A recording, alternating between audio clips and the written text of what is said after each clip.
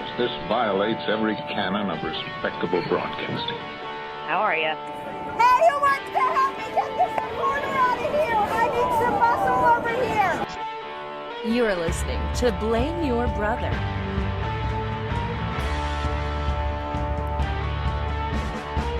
Hello, and welcome back to Blame Your Brother. We are back once again with more music. Hello, yes. And welcome back to...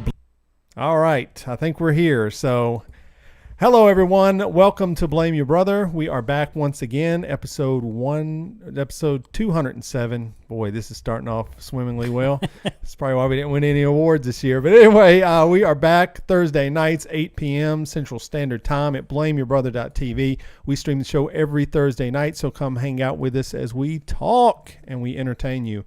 And we are Blame Your Brother. There are three of us that come to you every week. I am 1/3 of that trio. I am David, a.k.a. D-Brew, voice of the people, Mr. 40%, Glenn Jackson, the spiritual midget, the dictator, the reverse Yoko Ono. And I'm sitting by this gentleman over to the left of me who likes to count. It's my brother, it's Lee. What up, everyone? It's the one and only LeBron safety pin national champion.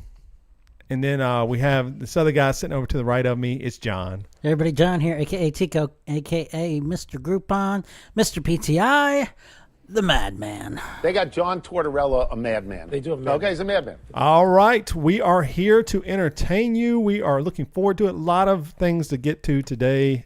How we were snubbed. We'll get to that in a minute if you want a little preview if you're coming in here. But we're going to start the show off like we do every week with apologies, retractions, and omissions, a chance for us to undo the wrong things we did. So, Lee, is there anything you need to apologize for from last week's show? I don't know.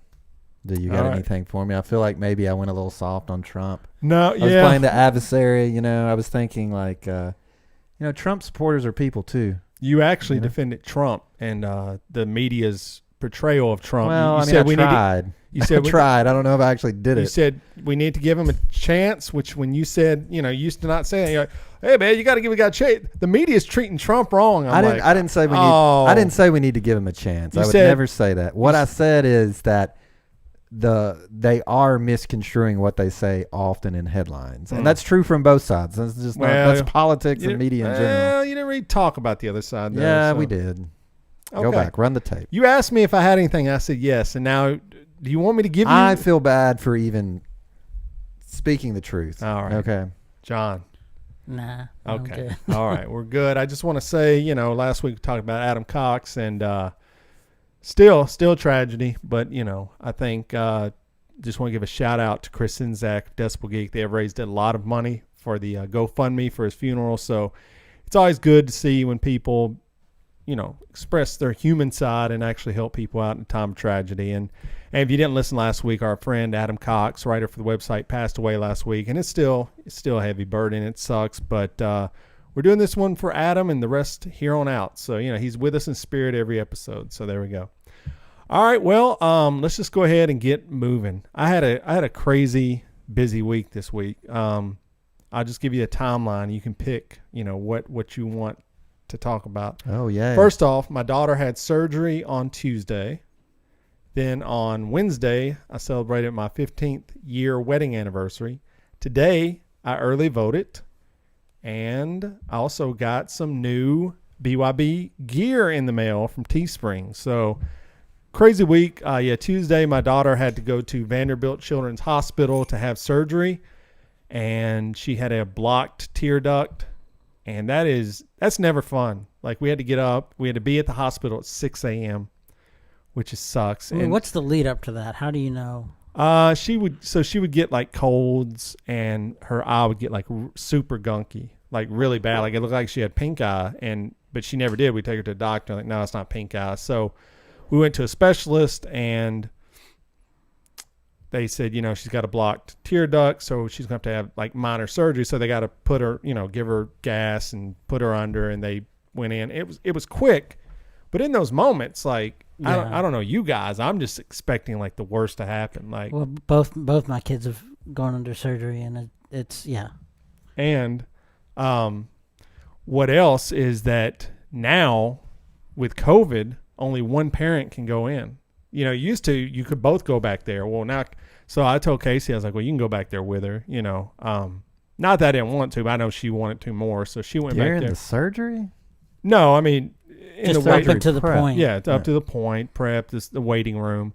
And so I was sitting out in a car for like the entire time. So that was fun. And it's weird. Like, I haven't really been to Nashville too much since all this happened. I mean, I'm not sure if I have been to Nashville at all since COVID happened. I'm trying to think. I mean, maybe, I don't know. I don't think I have.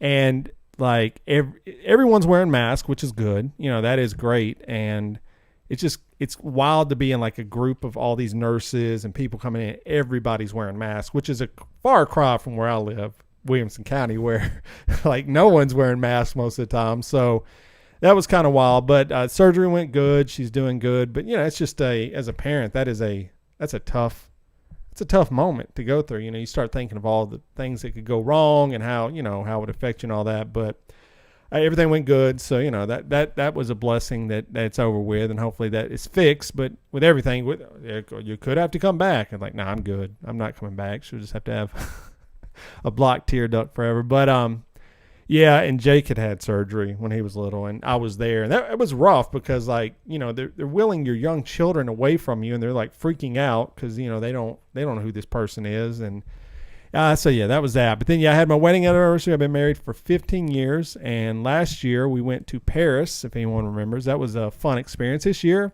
did nothing really. So we're planning to take a trip once everything dies down. Who knows when that will be. But Kent is in the chat room. His anniversary is also on Wednesday, so that's a very small world we live in. Maybe y'all could travel together next year. Yeah, that would be fun. I'm down for it. I mean, I love to travel, and that's one of the unfortunate things of this happening is just no traveling. And we were planning to go like overseas. We're going to go maybe to England. So we're looking at doing that later. But I did go vote today. So early voting started on the day before, so the 14th. So I drove by, and the line was like 100 people, and I was like, nah, I'm good, man. I'll come back tomorrow. And this was, I take it you early voted in Spring Hill? Yeah, Spring Hill. So then I drove back by.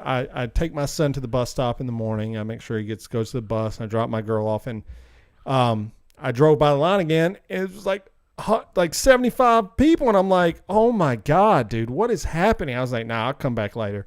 So I went back and lunch, no line outside the building. So all right, went in, pretty quick process. I saw the tally sheet for Spring Hill, and apparently almost like 1,000 people had voted when I was there at lunchtime. This election is going to be a huge turnout, but did you know, and we've talked about this man quite a bit, but Kanye West, are you aware? He's on the ballot. He's on the ballot in Tennessee. His name is on the ballot. Now, I know Brandon was giving us crap, the listener of the show last week, about a third party, you need to stop just voting for whoever. Are you aware of who the third party candidate is, either of you? Could you give me a name? Joe Jorgensen or something? Yeah. Are you aware of who her vice president is? I mean, you probably don't off the top of your head. Have you ever seen somebody running with a nickname on the sheet? Have you ever seen a nickname like on the Skip? sheet? I'm going to go with Skip. Technically, Mitt Romney. Well, no. It's like a name with the quotes in the middle. With quotes on it. Have you Yeah. ever seen that before? I'm going to go with Skip. You're very close. Skippy? Chip?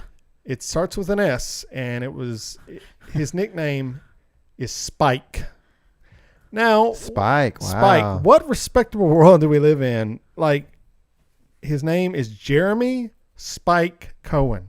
I mean, if your whole life you had been called Spike, like say that's a nickname you had as a child. Okay. So your whole life you've been called Spike by everyone you know. And Yeah. then you start running for vice president. Are you going to switch off Spike? Probably not. Are you going to vote for a guy named Spike? I'm honestly? not going to vote for Spike Okay, because John. I don't want to vote for Donald Trump. John, would you vote for a guy named Spike? I think I just might. Oh my If he God. was a candidate that was running against Donald Trump Oh, well, that yes. had a chance to win, Okay. I would vote for But Spike. I don't think if his name was Spike, I would vote for him. I don't think the Democratic Party would put up a guy whose nickname is Spike as their main guy running they in. could. I mean, this is no different than They were saying that a couple years ago about Donald Trump. you Yeah, know? but if his name was Donald Chunky Trump or something, I mean, that is kind of his name. that nobody would, it would look ridiculous. I mean, this is the party with the... Nobody's nickname is Chunky. I mean, maybe someone's, but I'm sure Chunky and Spike are not the same level of nickname. Spike is like... I can see Donald Trump. Is a nickname for a character. But he said in a Chunky. movie. And first off, that's a movie, yes, and people are named Chunky. I get it. But you know what you're getting with someone named Chunky and then someone named Spike, okay? Yeah. I bet Spike is a real ball buster, right? He probably walks in the room, sucks up all the oxygen. Libertarian. He probably came to school in 7th grade with his hair spiked up. Yep. Someone called him Spike, and it just stuck. There you go. The rest is history. So, obviously, I voted for Biden. I don't have any misgivings telling you that. Now, I did. I mean, for a second, I was like, maybe I should just vote for Kanye. I mean... That would be the worst. To be able to say, though, I voted for Kanye would be amazing. That's I mean... true. Well, you could always say that. I could. And people did. A lot of people did vote for him, I'm sure. For that reason. I'm a huge Kanye fan. You're probably the second biggest Kanye fan. Actually, I only know 2 Kanye fans. So by the process of elimination. Yes, I'm the second biggest. And I said, and so I posted about Instagram and story, but I said, if this had been 8 years ago, I would have voted for Kanye. Like, no questions asked. But we talked about last week. I'm not going to go into heavy into it, but this election is really too important to be like screwing around is how I feel about it. It's very important. I don't know that my vote, we get into the minutia of, well, I live in Spring Hill. It's mostly Republicans. So does it really matter? I don't know. But what I took away from this discussion is if you're going to early vote, go after lunch. Yes. Is that what? Yes. I heard my wife was having the same concern. She said, are you going to early vote? There's lines. People were saying it's line. I saw people online that said it was a 10-minute process in and out. So I'm guessing timing is important. Yeah. Unless you don't mind waiting. There have been accounts of people waiting for 10 hours to vote. 10 hours? Now, I don't believe that. Come on. No, the news was there. When the Virginia, we talking about that cable that got cut? No, this is in other black neighborhoods where they have one polling place for the entire... Dude, if you don't think voter suppression is like a real thing. Oh, I believe it, but... This is why. How could you... Okay, so we're 10 hours? We're 3 white guys. Yeah, a guy tweeted about it on thing, talked to a reporter about it. He said he gave his... Wow. He broke down everything he did while he was like... He's like, I watched all of Curb Your Enthusiasm, seasons 9 and 10. I listened to 2 full hours. He had a breakdown of like everything he was listening and watching to while he was waiting. So as 3 white men, middle-aged white men, pretty well off in all aspects, would you wait 10 hours to vote? Hell no. John, would you wait? So what does it say to the fabric of our society that black voters are like, I'm going to wait 10 hours to vote? Well, first off, that can't be the norm. It shouldn't be anything. There has to be like that. It's totally don't even bring race into this. Like, that's completely unacceptable by any metric and any standard that you would ever put down. It should be criminal. Those people that are in charge of the voting commission should lose their job. Well, yeah, they should be put in jail. There's a 10-hour line. Yes. That is completely unacceptable. If you did that at a job, let's say the equivalent of that at your job, your ass would be terminated immediately. Like, they wouldn't even think about it. They'd be like, dude, hey, Lee, we need this project next week. And you give it to them like 6 months later. Like, here you go, boss man. They'd be like, you're fired. Okay. Like, you maybe. Nah, maybe not. Now, Festlove says, I'm not going to early vote because there's a chance one or both could die in over Imagine you waited in line for 10 hours and then one of them died and you had to re-vote. I don't know. And you done watched all Curb Your Enthusiasm. What are you going to do then? Just gonna rewatch it. It's funny. Second time viewing. I don't know. I think about that all the time. There's got to be a simpler way. I know Lee talks about it all the time. There is. But it's old men not trusting technology. It's not. It's like I read something the other day, and it's like this is so dumb if this is true. One of the ways that they protect the election is by keeping it clunky and hard to manage. Yeah. That's like the dumbest excuse. That's like, you come home, you find your wife with another man in bed, and he's like, oh, he's the bed repairman. Bed repairman. Yeah, you're like, oh, okay. It's just so dumb. So Robin's in chat, John's wife, she says, I've waited for 3 hours before in a majority black area. Even 3 hours seems ridiculous. It's too long. But 3 hours and 10 hours are complete different worlds apart. That's like 3 times. I mean, 10 hours is a day. That's like it's longer than a day. It's more than I work. Right. Like it's more than I'm required to be at work. Let me put it like that. I mean, 3 hours is probably how much I work, but 10 hours is like how much I'd be required to be at work. Listen, okay, I'll break it down for you. This is what needs to happen. There is the technology where everyone has a secret hash code, right? And at any time you can go look up online what your vote is, what you voted for, and it will tell you if you have the codes, it'll show you what you voted. No one else has access to it. And then from that technology is where they tally it. So if they try to change the vote, you could just go look and you could see someone changed my vote. This is not who I voted for. I mean, at this point, dude, just follow the TV shows that John loves. The freaking Masked Singer and American Idol. Just have a freaking number to call. I mean, those shows don't seem to have any drama. I mean, I don't know. You've already said they're already cheating. They're already stuffing the ballots. That's true. So, I mean, who cares? Probably true at that point. Let's not even have an election. Just let them decide. I think they should maybe do something like a celebrity death match. Come out, boxing gloves. The stronger man wins. Who would win, Trump or Biden? I think mano. I think they both right now. Biden. Yeah. I think they both die on the way down to the ring, probably. Honestly. Oh man. So anyway, that was and I got this fresh hat. We got merchandise up for sale, so if you're interested, get that. But yeah, that's like coffee mugs, face mask. The thing you're supposed to be wearing. But regardless, that's my week. It's kind of busy. It flew by. I've got a intro to cinema paper I have to have done by tomorrow, which I haven't started on yet. So that'll be fun. But what's the topic?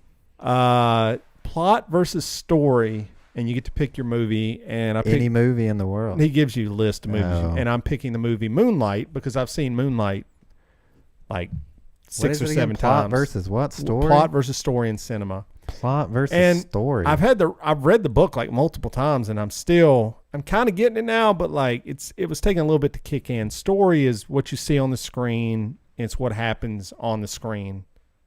Plot is the devices and scenes that drive the story forward. So it's kind of it's kind of tough to kind of think of, when you've never really critically thought about movies, quote unquote. But so I got to write. Runs it for you. This class is going to destroy your love of the cinema. I'm not paying too much attention, so I just want to get through the class and just be done with it. I mean, I could tell you this stuff like just if we were at a coffee shop, like me and John talking. Me and John could probably tell you plot versus story without having to write about it, know. But like it's when you have to write. And you're writing just dumb stuff. You're like, dude, why am I writing this? This is so stupid. Like, if you don't know the difference, like, I mean, I don't know. It's just. What would it take you to offer your professor a bribe for a grade? I mean, if I was failing the class. No, not just right now. Like out of the blue. I mean, no, I'm asking you. I would never do that. But why? But I think you just try to bribe them, see what happens. But I mean, who knows? I mean, it's obviously it's really not. I've determined now. The reason I'm not doing good in this class was because I've been overthinking the class the entire time. I thought he wanted us to break down the movie. He wants us to take a definition from the book, verbatim, quote it, then write 2 sentences about why it's that thing. I'm like, well, that's dumb. I mean, like, the last few papers I've all got 100s because I've done exactly what he wants. I want to talk about the movie. I want to talk about the sustenance of the movie. He just wants to go, why is this a horror movie? Oh, blah, blah, blah, well, like, we'll always have coffee shops. There we go. Well, will we? Probably not.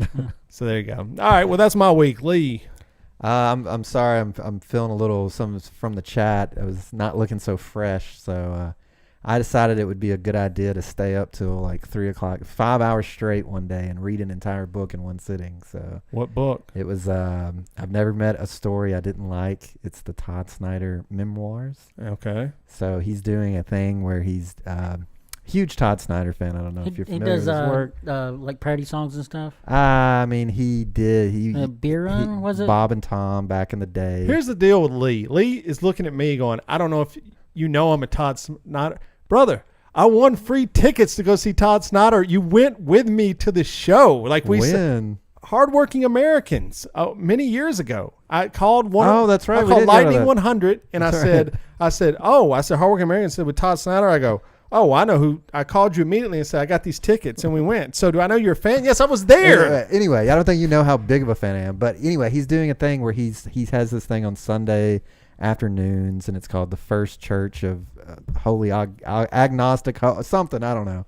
And he basically does a set every Sunday, and he's been going back and doing a live version of each of his albums that he's done. So super cool idea. I love that. And he's a storyteller, so he tells the story about these songs. And I mean, I've heard a lot of the stories, but as much as I heard, I still haven't. And then so I read this book, and actually I think the book was, I think you would like some of the book because he talks about one piece in particular. He talks about how critics, and he remembers he played the show and he opened the paper and the first line the critic wrote was, "I hate Todd Snyder and this is why." And he said when he was younger, he would make the, you know, he would feel all this anger and upsetness, but what he's grown to realize is that just simply asking someone to consume your content is enough of an ask. From that point, he doesn't care if you hate it or you love it, and he's happy to hear your thoughts on it because that's, you know, that's, he wouldn't want to change your thoughts of it. You know, just simply consuming it is enough for him. You know, I get that, and philosophy speaking, that's not bad. I mean, we had a review on the website on the podcast a couple weeks ago, and it said this show, it's produced really well. I love it, but I just didn't connect with the host. I went, well, I mean, he gave us a fair, good critique. I mean, it was a little bit more than that, what I'm saying, but that was I mean, I can't really knock you. Like, if you don't like me, you don't like me. I think it's when the criticism is just stupid. Like, your show sucks, man. Like, why? But, I mean, but he understands that there's going to be people like that in life, right? Well, probably in his scene, a lot of conservatives probably don't like him because he's the opposite of a conservative. So they're already disposed not to like him, you know, even though his songs are really good. I mean, I know Todd Snyder, and he's got some great songs, and sometimes a little bit preachy, you know. Sometimes you don't want to hear all that preaching when you listen to an album. Sometimes you just want to put on like a Tom Petty album and just hear about rock and roll, you know. But other times you want to hear about political issues and songs. So, good for him. Anyway, it was a really good book. Obviously, have you ever read a book in one sitting? Yeah, this is like 5 hours straight of just sitting there reading. I mean, when I was grounded for 6 weeks at a time and had to sit in my bed, yes, I read many books in one sitting. But not recently. The most recent, I've been reading I've been getting into Kurt Vonnegut lately. Okay, yeah. I read Slaughterhouse-Five, fantastic book. Then I read another book called Thank You, Mr. Rosewater. And if I'd read this book 5 years ago, I would have hated it. I mean, it is a blatant attack on the capitalist society we live in. The story is a man. But you've grown soft. I've grown very soft. A man is very wealthy. His father is wealthy. He went to the war. Has some bad stuff happen. He comes back, and so he's decided he's going to go to this town, and he's going to give basically all of his money away to the people of the town to make sure they live a good life. And this upsets his father, and it upsets the business, and so they're trying to, you know, get him to come back and stop spending the money. And disguised in the story is basically saying, you know, rich people always have access to money. Like, they're always going to have it. So it's funny that we as a society look at poor people like down when most of the wealthy people have always had the wealth their entire life. So I mean, it's pretty obvious. I don't know why you have to read a Kurt Vonnegut book to have a breakthrough. I mean, the guy's a brilliant author. I mean, I didn't have the breakthrough reading the book. I just said I enjoyed the book. I mean, and even if I wouldn't have probably been conservative, Kurt Vonnegut is a great writer. So I'm starting to read all of his books now. So I need to jump to the next book. But I've also read this book called it's called 33 1/3 series, where an author breaks down a record. That's cool. It's some heady stuff. I'm reading Elvis Costello Armed Forces, one of my favorite albums. There you go. I'm like, man, what is this dude talking about half the time? I'm like, I guess I don't know what I need to do. Maybe listen to the album a couple more times. I'm like, it's kind of like stream of consciousness. I think it's called LSD. I don't know, but so yeah.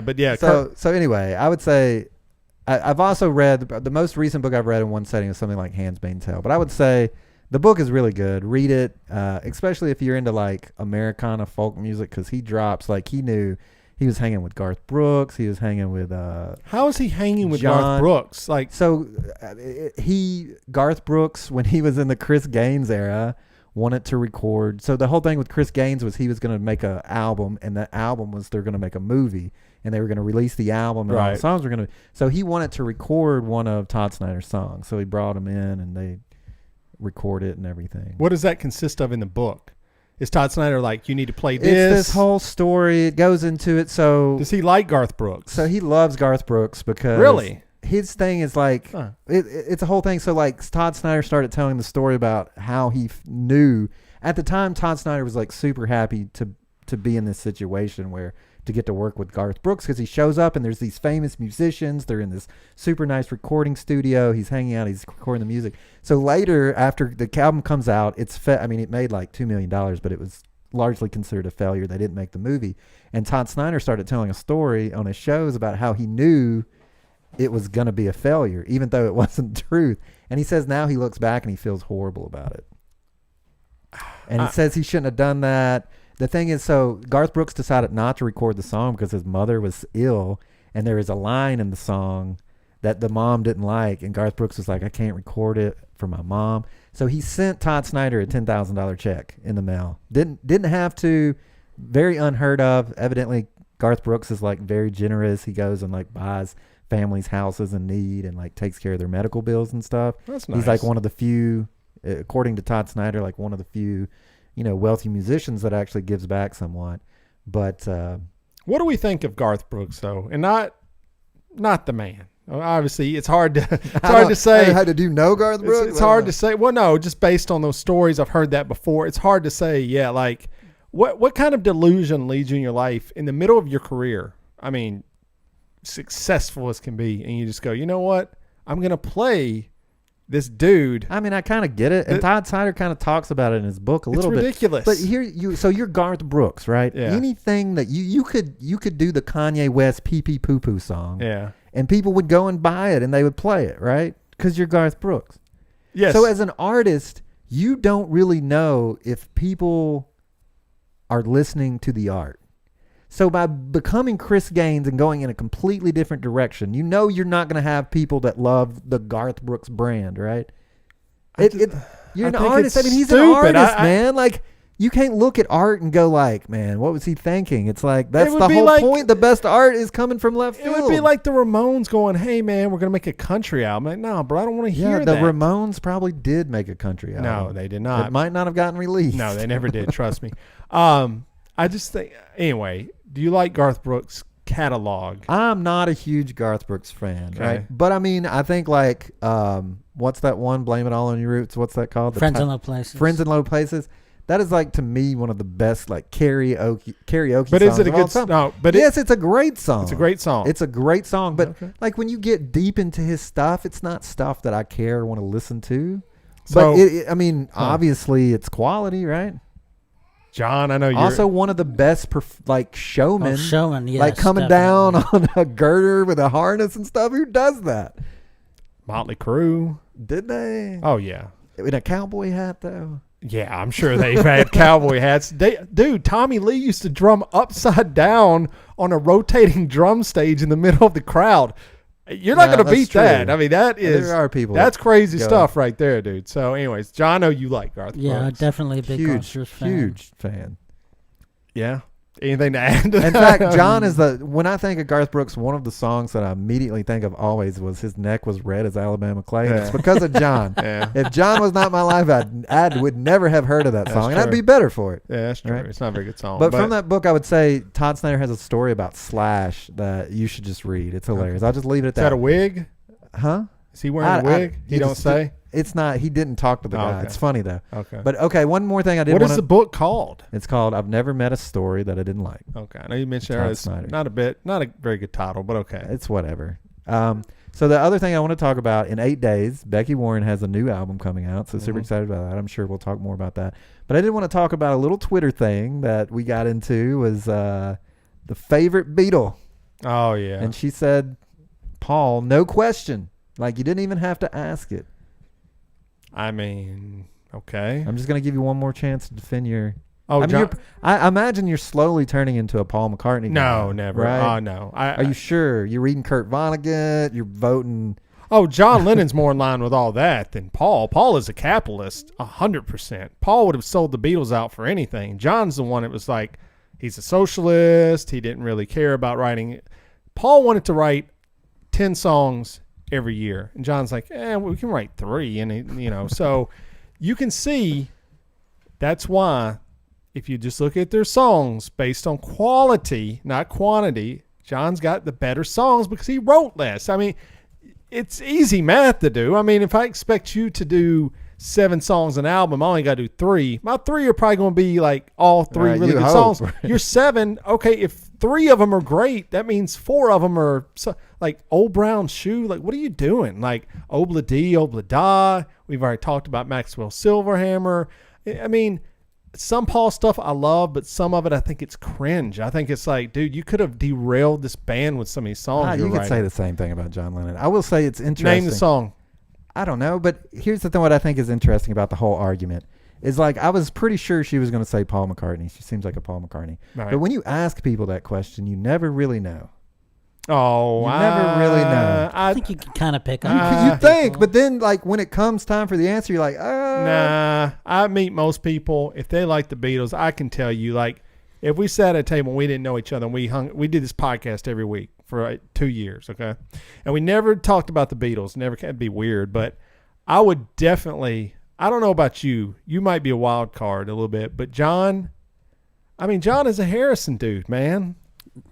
Right? Yeah. Okay. I mean, we've had these discussions. I know, but before. I mean, you already know it. Us. John is Harrison through and through. Like, you listen to John's favorite songs. I would say John might be a Ringo guy. No, I hate Ringo. I know. I'm just saying you have the potential for Ringo's. Maybe the way he acts, but yes. not. I mean, everyone loves the way he acts. Like, yeah, if I was in the Beatles, I would be Ringo 100%. Yeah, of course. I'm not going to be serious John going around. Yeah, man, give a piece of John's, man. I'm not going to be Paul. I'm not saying screwing people over, screwing. I have my own lawyer. Yeah, like, oh, dude. What are you doing? And George is just like over, just sulking. Look. I'm going to be Ringo, man. Okay, let's pick out. So Glenda just said, but don't look at the chat. I already did. Okay, so who would you think Glenda would be? I mean, I don't know that I've ever really talked with like Glenda in detail. I mean, so you have to like sit down and really talk to these people and discover them? She seems intelligent. She seems like she has great taste. So I would have said John Lennon. Okay. You know, anyone that listens to our show as a dedicated fan, they're probably gonna be John Lennon. Okay, people. Well, let's do Robin then.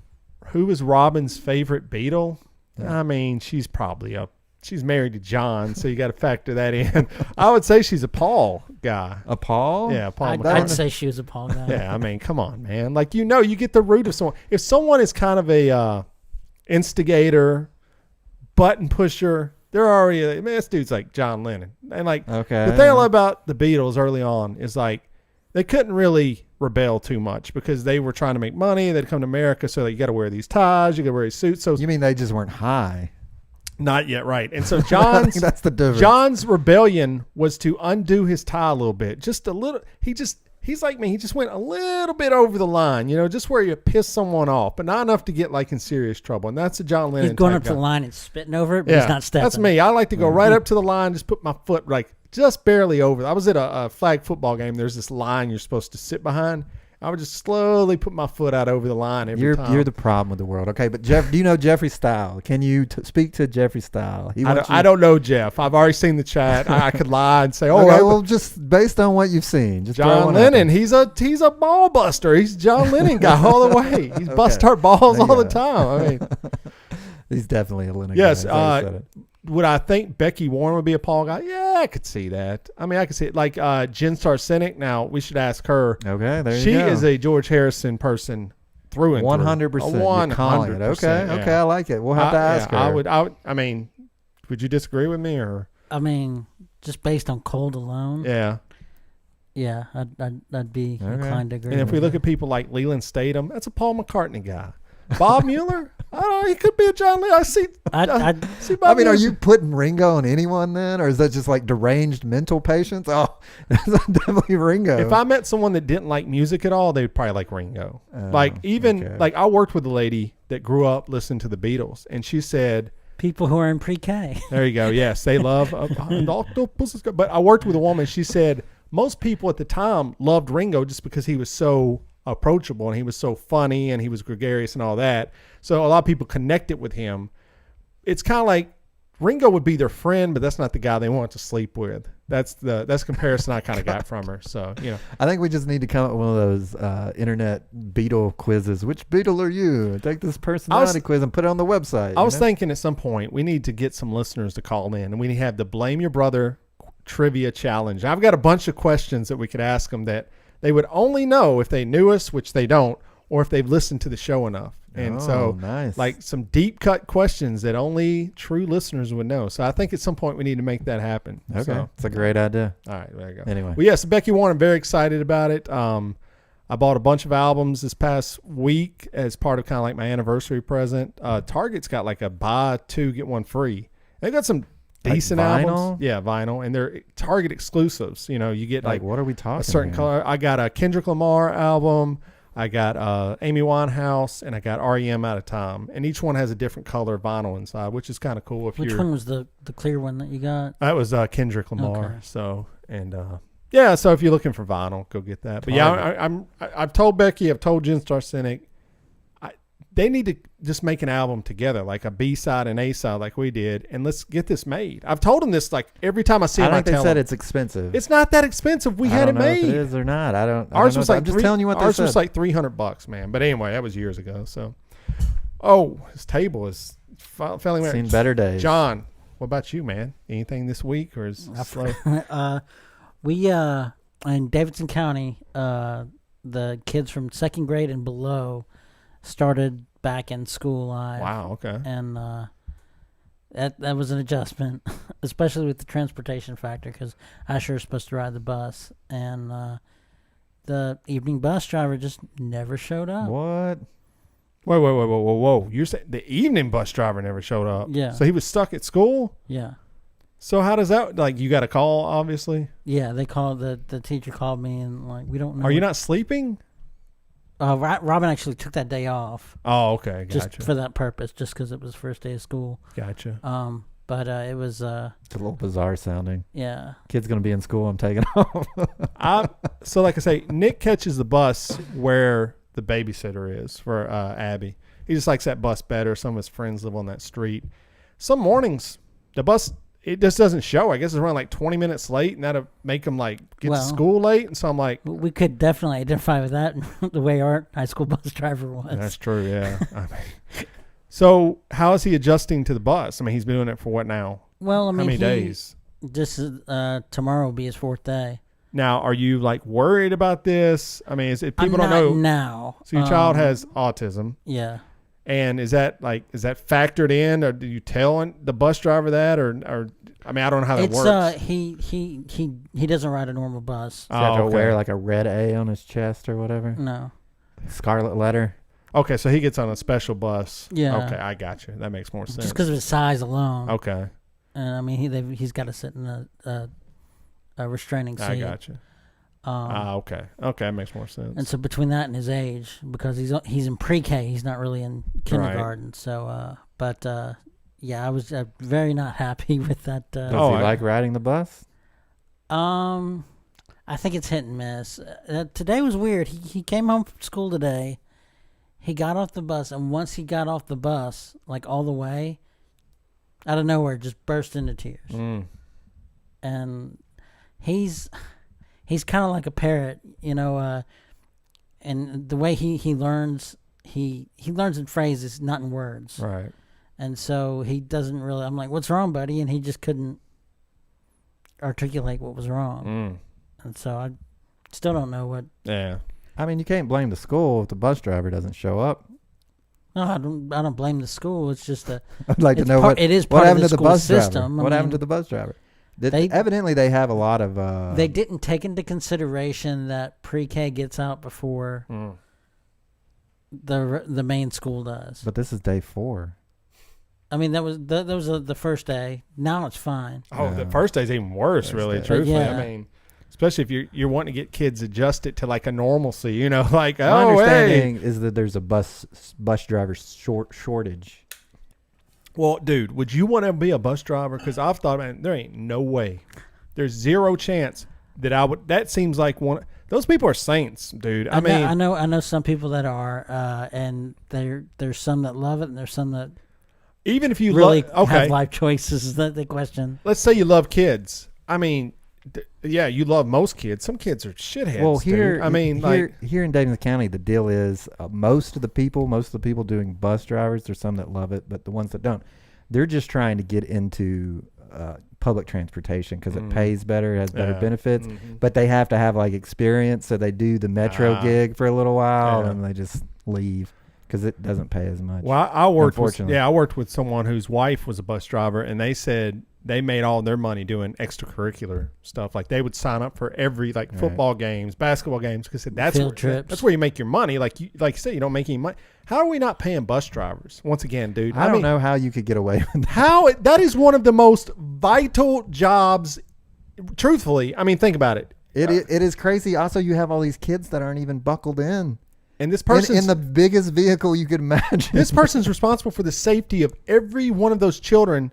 Basically, they get on the bus. You're entrusting these people to get your child to the school. And kids are crazy. Safely. On top of that, our bus driver used to knock back some booze every once in a while. You don't know that. I do in 5th grade because I watched her swig it one day when somebody gave her for Christmas. But it was a different time. But we're convinced our bus driver was hitting the booze, and hey, maybe it's the shit life, and so you're hitting the booze. My bus driver, Jalo, went off on me ham wild one day, which is crazy because I'm just in school. I was just not a troublemaker, and she was yelling at me in front of everyone. Tie down a little I'll bit. Never forget that. What did you do?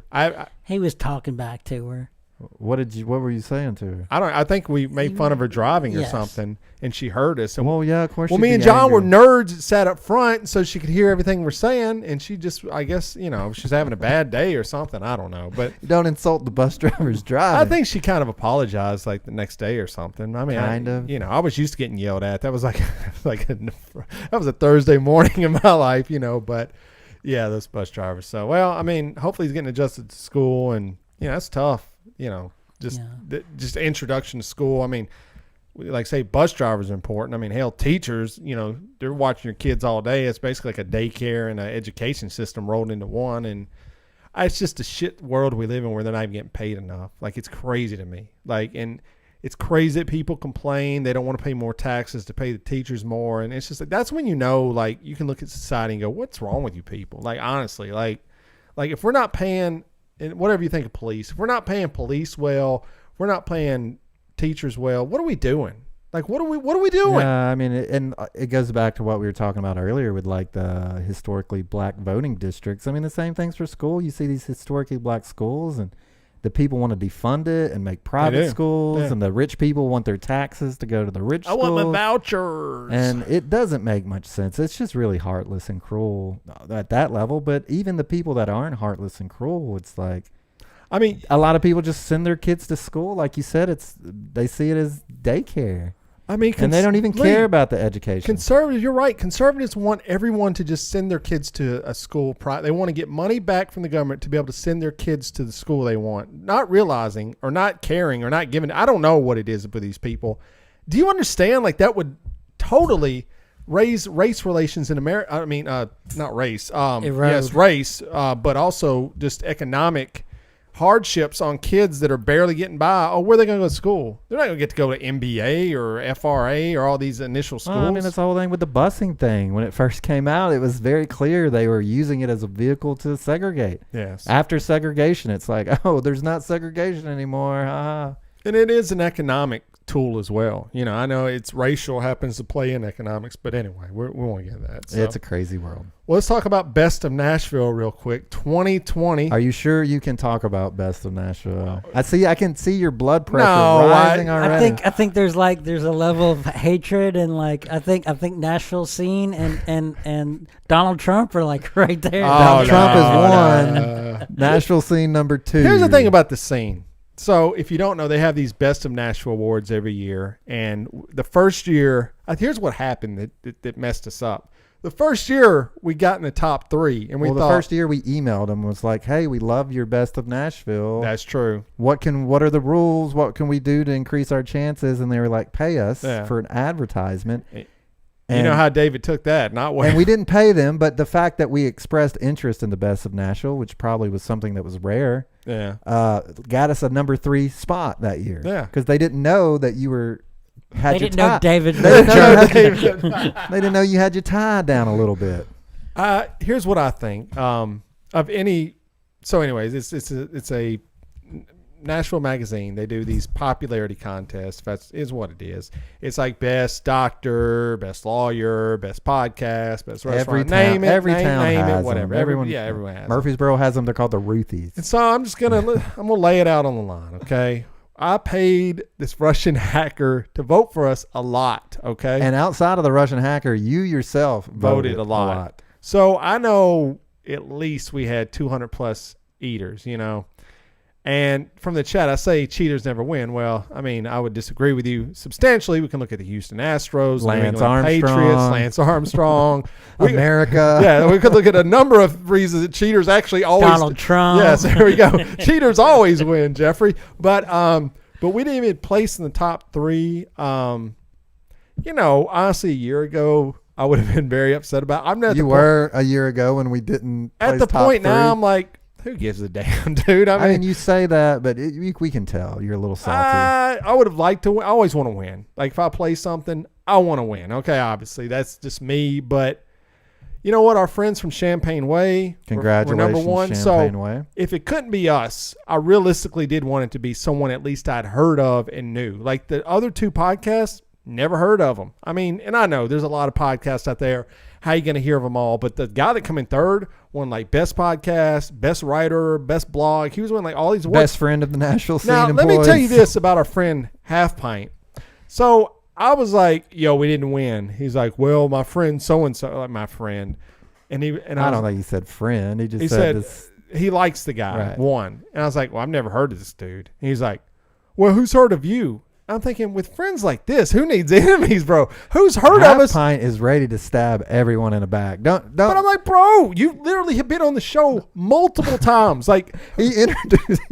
You're like the 3rd standing member of his drinking club. You're right. I'm like, bro, what are you doing? Like, just don't. Why didn't he induct what's his face 3615 guy? I don't know. So congratulations. I want to say congratulations to Champagne Way, number 1, which is a good look for them. Well deserved. And then we had Sobros Network, 2 awards. So come in 2nd place in Best Reporter, and then I think they came 2nd place in Blog. So that's really good. And we had a couple of other friends. I wanted to see like a Becky Warren win, or Jen Starzynik, or anybody had been on the show. But I mean, John Cooper won something, but I think he won Best Liberal. I think worst mayor, current probably mayor. Worst mayor, whatever. They didn't have any scandals they could put on him at least. And at least they did expose the scandal that David Ramsey was doing with his employees. So wait, what? They have the best scandal every year, and it was the leaked David Ramsey emails. And basically, someone at his company had coronavirus, and like, tough shit. You all better show back up to work tomorrow. And I'm like, oh my God, bro. And business kept going as usual in the Ramsey world. So that's why I said that guy's one of the Mount Rushmore shitheads for me. He's a bad dude, man. I know people like him. I remember I'd come back to Nashville after hiking the AT. So I was like working with these recruiters and stuff, and they're like, they're really sleazy people. And they're like, hey, we got this interview. I was like, for who? They're like, Dave Ramsey. I was like, hell no. That's literally, everyone knows that it's like the worst place to work. So Adam Pewitt of Podcast Roll, him and Adam JP, he talked about, I believe it's who I heard it from, is that when you get hired there, you think the police department does a deep dive on your stuff? No, these dudes go deep into like social media. They're like Googling you. They're talking to people like, and if you don't fit their values, quote unquote, you're done. They're like spying on these people, like employees as they're working. They're still doing this stuff. I'm like, why would you want to work somewhere like that? I mean, I guess they believe in his prosperity gospel, but I don't know. Anyway, so I mean, if you share the same values. Yeah. So congratulations to all the winners. Hopefully it was done. Was it done above board? I don't think so. I think it's a rigged contest. I think they picked their friends to win.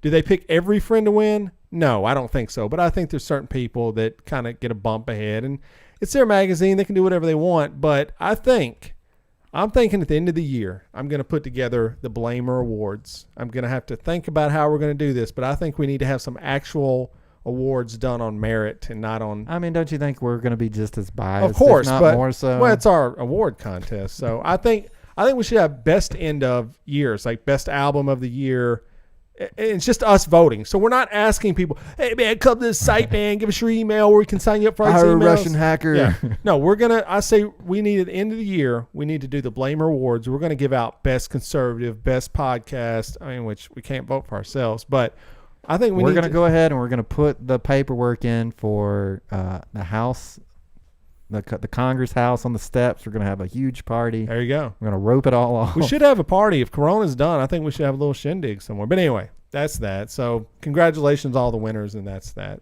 I know. That's all you have to say. I mean, let me ask you, are you going to attempt to place next year? No, I don't think so. John, is David going to attempt to place next year with the best of Nashville from the Nashville scene? Something would have to get him sparked. Yeah. So like them posting that it's open voting? I think if the slightest thing comes out, we're legit. We're gonna post the numbers. Oh, if they said we're gonna post the numbers, he's gonna be on that. I will go to homeless people on the streets, and I will buy you a hot meal because right now. John's right. Use my phone.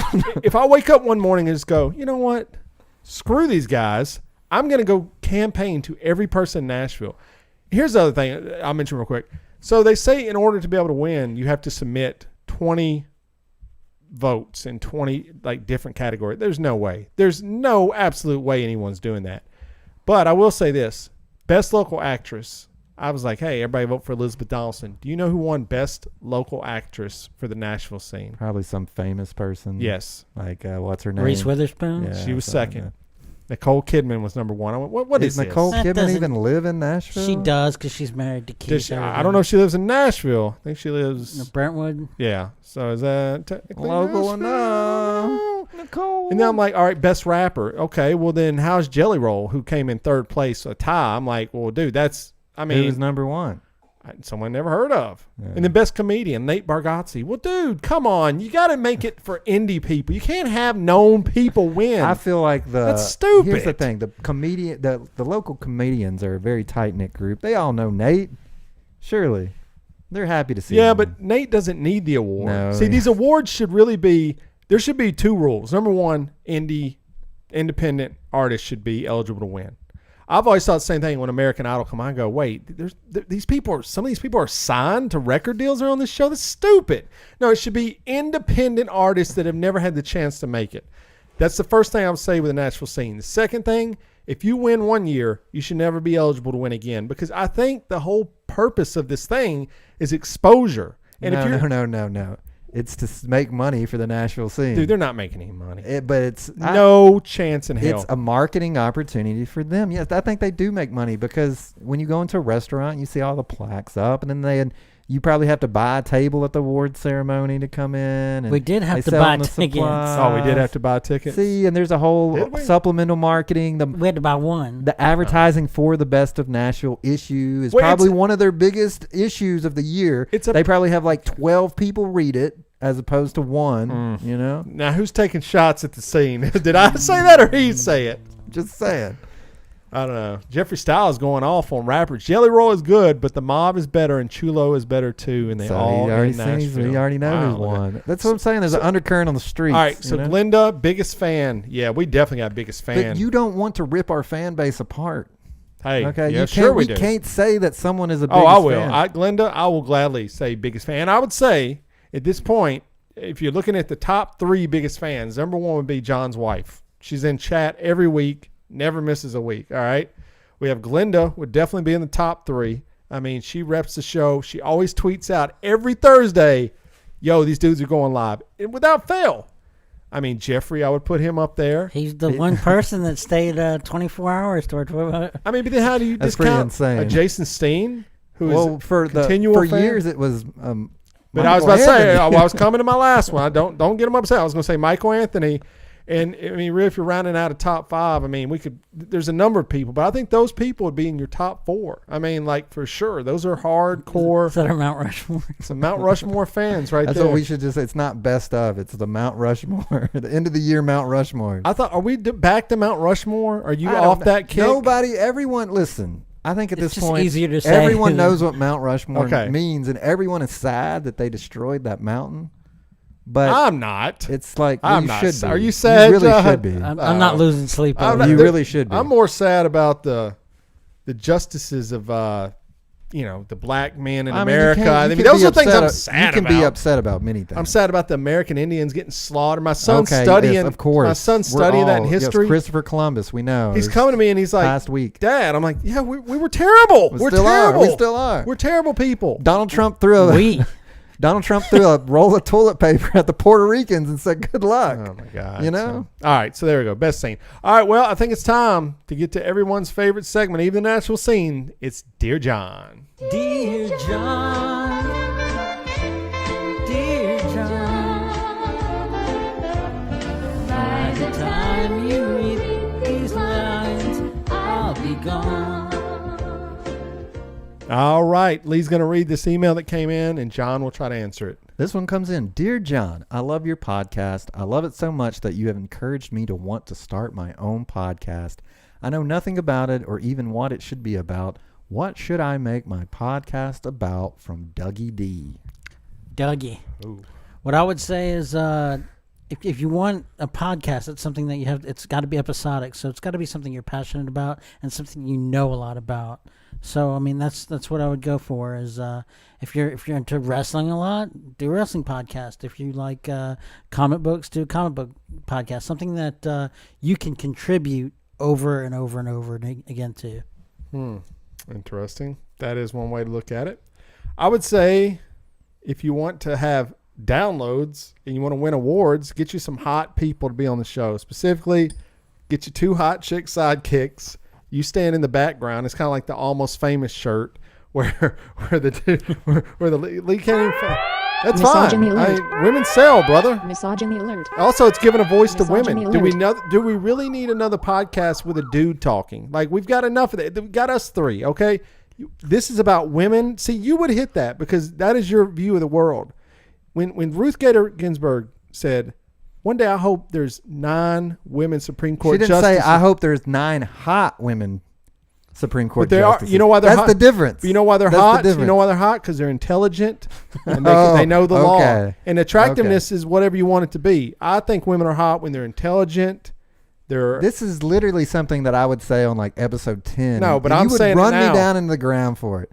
I mean, they got to be attractive and intelligent. Oh, okay. So, attractive and intelligent. I mean, equals hot. It's just basic alchemy. So what's Amy? Would it help if they had their own OnlyFans account? That would be wild. The Supreme Court OnlyFans. So I think the Supreme Court chick right now, Amy, I don't know her last name. Barnett. She's attractive. I think Ruth Bader Ginsburg back in her day was attractive. Hey, man, it's cool. Everyone, I find most of the population attractive. Okay. It's my blessing and my curse. Get a diverse cast. Yes. Get a very diverse hot cast. Chicks, 2 hot chicks. If one of them's like Hispanic, and maybe if you know any, African American women, that would be as good as well. Give these women a chance, and you just sit back and shut up and just reap the rewards. Is how I would look at it. You make them sign off to give you all of the control of it, and then you just run with it, brother. That's why. What's his name? Pauly D. Dougie D. Dougie D. Dougie D. If you want at least one listener, maybe you could do a podcast that investigates the corruption of the Nashville scene. Oh, Best of Nashville Awards. You could go undercover, get a job there next year. I like that. And just make it like S-Town, very edited, captivated, I'm story surprised driven. you can reference S-Town like you know what that is. That's surprising to me that you know what a podcast is. A really good podcast. I'm an attractive podcaster, okay? I'm glad Sorry, there's hot. I'm glad there's one on the show. I can say one of those things. If we had 2 more, we'd be doing good. Podcaster. Maybe we'd win some awards if we were 3 hot chicks drinking wine, champagne, talking about life. I don't know, man. Wow, shots fired. Not shots fired. It's a compliment. Champagne Way, they're all attractive ladies, and they can talk, and it's entertaining. I just listened to it today. They've actually done a spun-off podcast where Lindsay is doing a podcast about haunted encounters people have had. It's really well produced. So, but did you just drop a hint that you're starting your transition? What'd I say? You said, I wish I was a hot chick. Dude, it's 2020. This could happen. I mean, this could happen. No. I mean, he could become a chick. How you gonna be hot, baby? That's how the cards for me. So anyway, John, just so what should the podcast be about? I mean, make sure it's something that you're passionate about and that you can constantly contribute to. Just give him an idea. Give him a solid Give him a idea. solid. Give him a subject. Wrestling. He said wrestling. Wrestling. There you go. Wrestling Polly podcast. D, whatever your name There's is. like 2 of them out there, you I'm go. sure. Yeah, only 2 wrestling podcasts. That's Dear John. Oh. There we go. Polly, that's for you, Polly D. Dougie D. Thanks, You can change your name, bro, because that's not going to fall. All right. Probably not his name. It could be. All right. Maybe it's Lee B. All right. So anyways, that was another episode of Blame Your Brother. Hopefully you enjoyed it. Hopefully you learned a few things. And, we didn't talk much about the news this week, but that's okay. Sometimes we all need a break from it. Get out and vote. Do that. And while you're voting and you're in the line for 8 hours, go to bybpod.com. That's our website. And we can definitely entertain you for 10 hours in the line. Way more than that. We've got articles from the late, great Adam Cox, which are still up, so you can go back and binge all of those. We've got all of our past episodes. We have YouTube. We have all of our social media, ways to grab the podcast. We have merchandise. We have Amazon link. If you're buying stuff through Amazon, use it. And you can also email the show directly through the website, bybpod.com. There's the ladies from the Champagne Way right there. So it's all there. Go check it out. Go consume it. Go grab the show, rate, review, subscribe, share it with your friends. And with all that being said, Lee, is there anything else? Don't blame yourself when you can blame your brother.